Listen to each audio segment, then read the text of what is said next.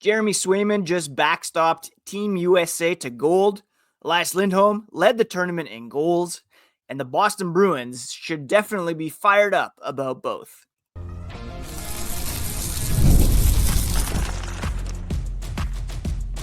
You're Locked On Bruins, your daily podcast on the Boston Bruins. Part of the Locked On Podcast Network, your team every day. What is up, Bruins fans, and welcome back to the Locked On Boston Bruins podcast. I'm your host, Ian McLaren, and this is a daily show where we discuss all things Spoked B. Today is Monday, May 26th.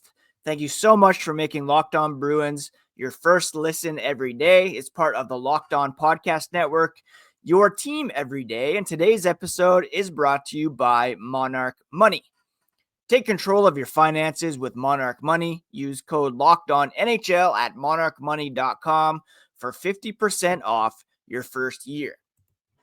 Today on the podcast, we are going to be discussing the wrap-up of the World Championships over the weekend and what it means for the Boston Bruins to have Jeremy Swayman backstop Team USA to a gold medal, Elias Lindholm winning a bronze and leading the tournament in goal scoring. Just 1 point behind David Pastrnak, by the way, and how that is a good start to the offseason for the Boston Bruins. Very encouraging to see.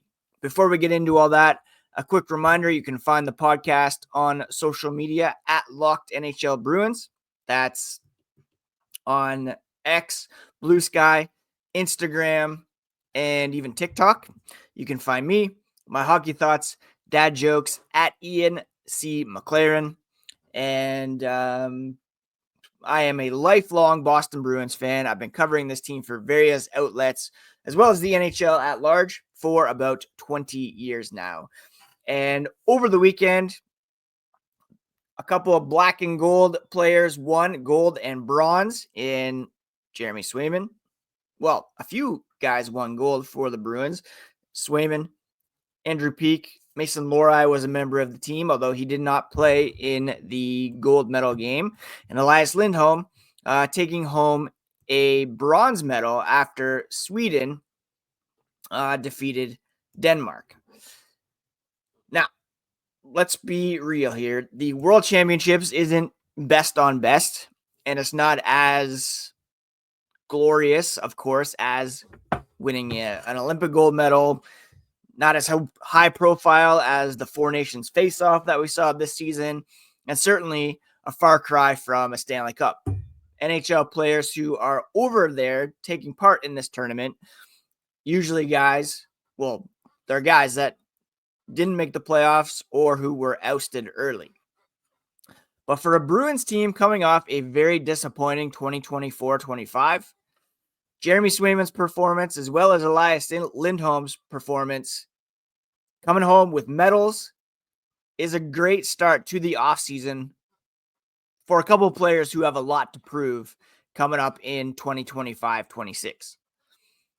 Their performances matter for this upcoming season, and it signals a lot about their roles moving forward. Jeremy Swayman, in particular, had a very down season after a very rough offseason, right? He had the free agent contract stalemate that lasted way too long into training camp, where he missed the entirety of that, didn't play exhibition games, came into the regular season not cold per se, but not at optimal performance because he didn't play in exhibition season.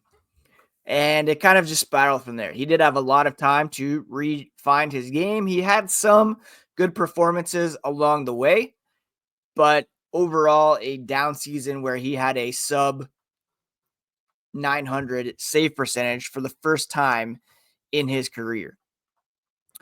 What does he do here at the World Championships? Well, he came in kind of in a tandem situation with Joey Daccord, who could have easily taken over the starting role from Swayman. But Swayman grabbed the job and ran with it, going a perfect 7 2-0 with a 1.69 goals against average and a 92.05 save percentage. So 921 save percentage. That included 2 shutouts, one of which came in the gold medal game against Switzerland. Yes, Switzerland is not a high-powered offensive dynamo, but lest you think that performance didn't matter, you have to realize that for the international teams, especially, maybe not for Canada, USA, in terms of like media hype, it's not there, especially in the US. It's covered up here pretty well, but when you go down south, it's not a huge deal to win the World Championships. But for Jeremy Swayman to step up against Switzerland, who's always sneaky good at these tournaments, and like, let's not kid ourselves, for Switzerland to have won that tournament would have been massive for that country. And you saw how much it meant to David Pastrnak last year to take Czechia to a gold medal win. Like, this tournament very much matters for those European countries, especially the smaller ones. And for a tiny country like Switzerland to go head-to-head with USA 0-0 through regulation into overtime, that would have been a massive upset. And the pressure was on even more because inexplicably, Team USA had not won a gold medal at this tournament in 92 years. 92 years. That's insane. And for Swayman in, a bit of a pressure situation. And I saw Tage Thompson, who scored the gold medal winning goal in overtime. He said, that drought at the Worlds is a big reason why a lot of players came over, because they wanted to be part of that team that ended that almost 100-year drought for Team USA at the World Championships. Swayman, when given the opportunity, 7-0, 25 save shutout versus Switzerland, and it was a phenomenal turnaround from his regular season. With Linus Ullmark having been traded last summer, this was Swayman's year to step up. And there were times when Joonas Korpisalo was the better goaltender, and the conversation at the end of the regular season was, should they have played Korpisalo more? Korpisalo is not entirely happy with his playing time, and it could lead to him being traded this summer. And Swayman may have kind of a new face to back him up, someone with much less experience, whether it's Brendan Bussi or Michael DiPietro or somebody else. His World Championship performance is a massive confidence boost heading into his kind of second full season as Boston's number one goaltender. He faltered in the first season. Nobody was happy with his performance, but yes, it was against Switzerland, some other lesser hockey powers, but Swayman showed he can perform in high stakes tournament style play in a tight game like the gold medal, where just one goal was the difference. He was huge for Team USA. And again, he showed he can perform in high stakes tournament style play like he did last year in the Stanley Cup playoffs against the Toronto Maple Leafs and the Florida Panthers. Maybe he's ready for a bigger workload and can come into training camp without the burden of those contract talks, without having to deal with his best friend having been traded, without having to deal with, having him taking his contract negotiations public, being questioned, as we saw by Brad Marchand, being called out by the team president, Cam Neely, and general manager, Don Sweeney, when he hadn't signed yet.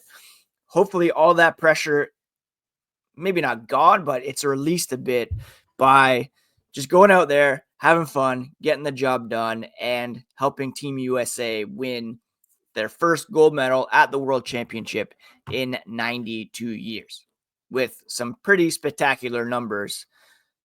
Again, 7-0 record, 921 save percentage, 1.69 goals against average, and 2 shutouts. Just a great performance from Jeremy Swayman, and the Bruins brass has to be pretty happy with that performance. Congrats also to Andrew Peeke, Mason Lohrei for being part of this gold medal winning team. They weren't the only Bruins who will be bringing a medal home. Elias Lindholm won the bronze medal with Team Sweden, and we'll discuss his impact and how encouraging his performance was here as the podcast continues. Ever check your bank account and wonder, where did all my money go? Between dining out, online shopping, and entertainment, it's easy to lose track. And that's where Monarch Money comes in, your personal CFO giving you full visibility and control over your finances. Now, Monarch Money isn't just a budgeting app, it's a complete financial command center. You can track all your accounts, investments, and spending in one place, so you stop just managing your money and start building wealth. When I started using Monarch, I realized just how much I was spending on coffee every week. Now I budget smarter and save more. Take control of your finances with Monarch Money. Use code LOCKEDONNHL at monarchmoney.com for 50% off your first year. That's monarchmoney.com, code LOCKEDONNHL for half off your first year. Thanks so much again for making Locked On Bruins part of your daily routine. Everydayers will know that by subscribing on your favorite podcast app and on YouTube, each new episode will be automatically added to your feeds for you to download, listen, and enjoy. Please do pop a rating on, and also hit that like button on YouTube. Hit the bell as well so that you get notifications when new episodes drop. Jeremy Swayman, pivotal in giving Team USA a gold medal at the World Championships. And Elias Lindholm really encouraged me as well with his performance in a bronze medal winning performance with Team Sweden. Team Sweden was able to win that bronze on Sunday with what was the score in that one? With a 6-2 win over Denmark. It was a game in which Elias Lindholm did find the back of the net, I believe. Did he score in that one? No, he did not score a goal in that one, but he did finish the tournament with 8 goals, which led all players in scoring. He did get a couple extra games in there, of course, by going to the bronze medal game. So he was one ahead of Sven Andrighetto of Switzerland, and one ahead of Nathan MacKinnon and Eli Tolvanen. But still, to have 8 goals, 6 assists in 10 games for a total of 14 points, which was tied with Roman Cervenka of Czechia, and just one behind David Pastrnak, who ended up as the tournament leading point getter with 15. An unbelievable performance for Elias Lindholm, who, again, led the tournament in goals, played a key role on Sweden's top line and power play, scored in the semifinal against Team USA. And let's be honest, his first full season in Boston was underwhelming. After signing a 7-year, $54.25 million contract last summer, he showed some flashes later on, but wasn't fully consistent. Sometimes it seemed like he wasn't even fully present. There were games where I didn't even really notice him out there. He wasn't noticeable at all, which was problematic because of that $7.75 million AAV. He was signed to be a top 6 center for this team and routinely found himself playing on the third line. Now, to his credit, and in fairness, he did come into the season banged up. There was injury implications early on that kept him out of parts of training camp and hindered him early on in the season. Post-trade deadline, though, when he was put on a line with David Pastrnak and Morgan Geekie, that trio really did seem to have a good amount of chemistry, and hopefully they can stick together, because if you can have Lindholm succeeding on that top line, especially at the cap hit that he carries, then it eases the burden and allows you to slot other guys in kind of more naturally. David Pastrnak has developed into such a great playmaking winger that, with Morgan Geekie showing his finish on the left side, Elias Lindholm kind of has that north-south game. So you have Pastrnak bringing the puck in to have that option of either putting it on net and maybe Lindholm can deflect it or bang in a rebound, or using Lindholm as a decoy and firing it over to Morgan Geekie, who can finish it, or keeping it himself and going roof on a goalie for a goal of his own. To have those three guys as threats and as weapons out there is a huge bonus for the Boston Bruins. And they're looking for middle six options. You could put Pavel Zacha perhaps on the second line. Maybe Casey Middlestat fits in on there. You could sign a high-profile winger to play on the second line, and you don't have to worry about where Lindholm is going to fit in, or where, if his cap hit, you're going to be paying $7.75 million for a third-line center. If he can click with Pastrnak, it really changes the ceiling for the Boston Bruins. He's likely going to be entering camp as the top line center, and that's a role he played here for Sweden. He looks comfortable and confident again, and he reminded everyone that he can drive offense, take over shifts, and also carry that load defensively. I did have some comments on social media suggesting, well, it's great that he did that against Denmark, but can he do that against the Florida Panthers or the Tampa Bay Lightning or the Toronto Maple Leafs or whoever? And I mean, that's fair. Who knows if he would be able to play at that high of a level. I don't expect him to average 14 points for every 10 games he plays. But if he can even put up a 60-point season, that will be a huge boost for the Boston Bruins offense. If he can get some success on the power play, if he can improve scoring at 5-on-5, these would all be huge benefits to the Boston Bruins, and they'd be finally getting their money's worth out of Lindholm, who is under contract for 6 more seasons. He doesn't have necessarily elite upside, but he is a guy who can contribute, certainly at all ends of the ice. And his performance for Team Sweden, yes, not against best on best competition, but against a Denmark team that was able to upset Team Canada in the quarterfinals. That's not insignificant. And I talked earlier about how these smaller countries get really jacked up for this tournament and how it is important for them to succeed.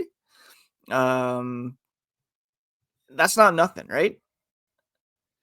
Dauber Hockey wrote in their weekend rambles that Lindholm, he paced for 60 to 80 points in 5 straight seasons with the Flames. Since then, he's failed to crack a 50-point pace in back-to-back campaigns, bouncing from Calgary to Vancouver to Boston.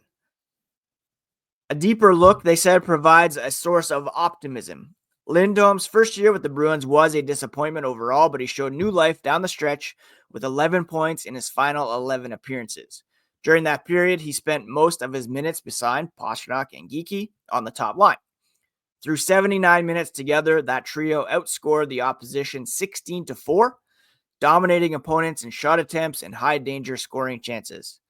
It's a small sample size, and results are skewed by an unsustainable on-ice shooting percentage of 31%.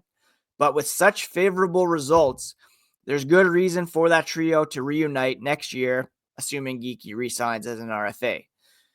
Lindholm right now is Boston's second highest paid forward. That could change in free agency. But even if he isn't part of the team's long-term plans, it makes sense to put him in a position to succeed so they can maybe get some return on their investment. He carried momentum from the regular season into the World Championships, where he led the tournament in goal scoring, and on par or just 1 point back of David Pastrnak for the tournament lead. So very encouraging end to the season for Elias Lindholm, and encouraging World Championships. And the hope is with full health and good offseason, he can come into training camp primed for a better season with the Boston Bruins. We'll recap what this all means for the Bruins moving forward and how important it is for these two guys in particular to be optimized for next season here as the podcast continues.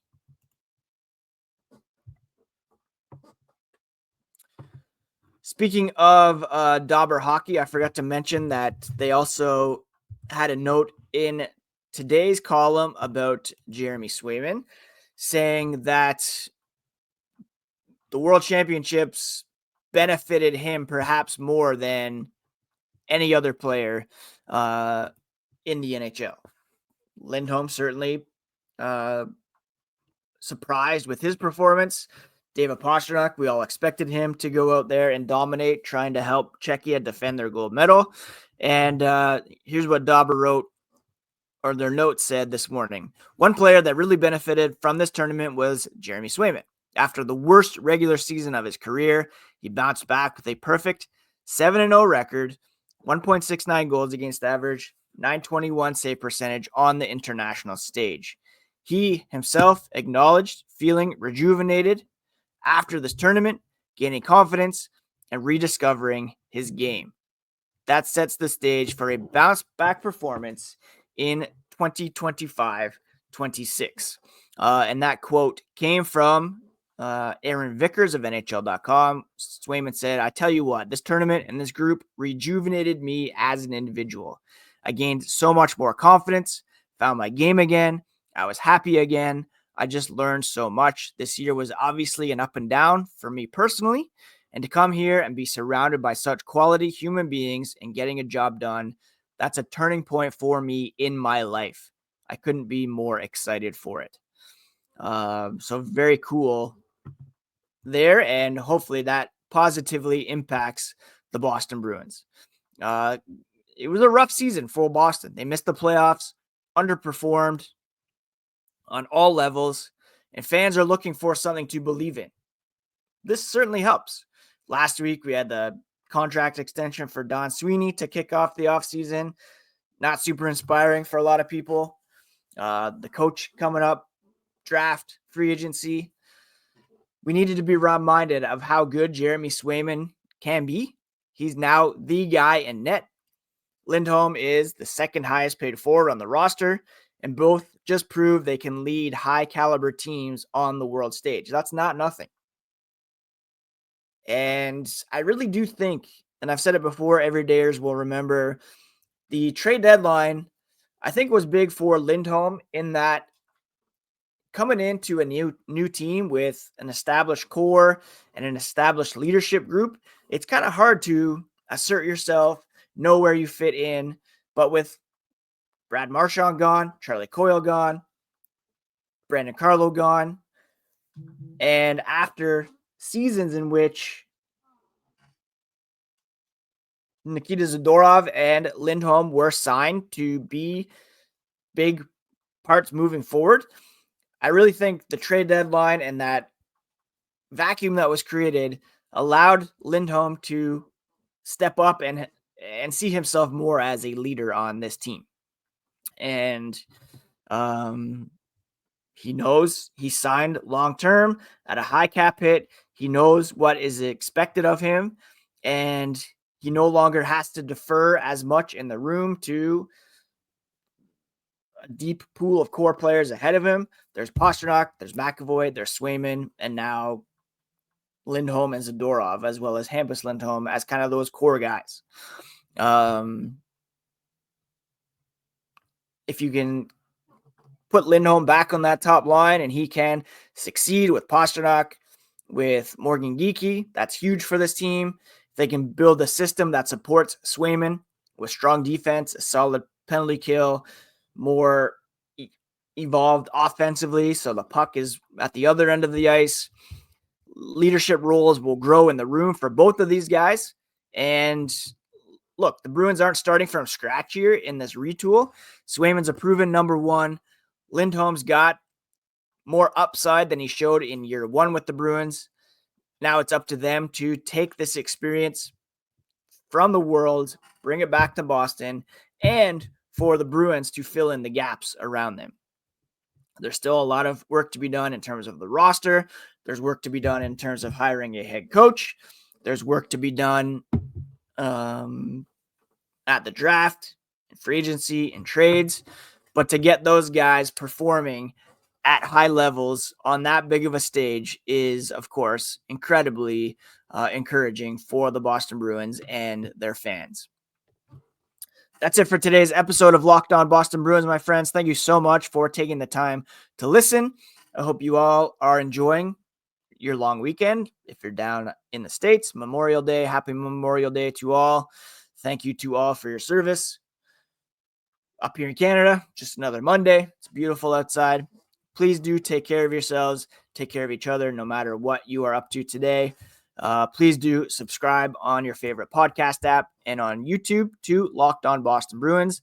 And don't forget to check out NHL Game Night, which is a recap of every game, every night until a Stanley Cup champion is crowned. You can find local analysis on a national scale on NHL Game Night, available on Locked On NHL YouTube channel or wherever you listen to podcasts. It's all part of the Locked On Podcast Network, your favorite team every single day.